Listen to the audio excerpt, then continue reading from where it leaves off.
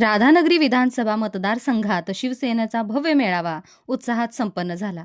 काही नियोजित दौऱ्यांमुळे शिवसेना उपनेते तथा महाराष्ट्र राज्याचे उद्योगमंत्री नामदार उदयजी सामंत उपस्थित राहू शकले नाहीत. यावेळी कोल्हापूर जिल्ह्याचे पालकमंत्री नामदार प्रकाशरावजी आबिटकर यांनी पदाधिकाऱ्यांना मार्गदर्शन केले. कार्यकर्त्यांचा उत्साह यावेळी ओसंडून वाहताना पाहायला मिळाला. या मेळाव्यात मोठ्या संख्येने शिवसैनिक, पदाधिकारी, महिला आघाडीच्या पदाधिकारी तसेच युवा कार्यकर्ते उपस्थित होते. संपूर्ण परिसर भगव्या रंगात रंगून गेला आणि वातावरण प्रचंड ऊर्जा आणि उत्साह जाणवत होते. यावेळी शिवसेनेचे सर्व नूतन जिल्हा परिषद व पंचायत समिती सदस्य, प्रमुख मान्यवर तसेच विविध पदाधिकारी मोठ्या संख्येने उपस्थित होते. मार्गदर्शन करताना नामदार प्रकाशरावजी आबिटकर यांनी संघटन बळकट करण्यावर भर दिला.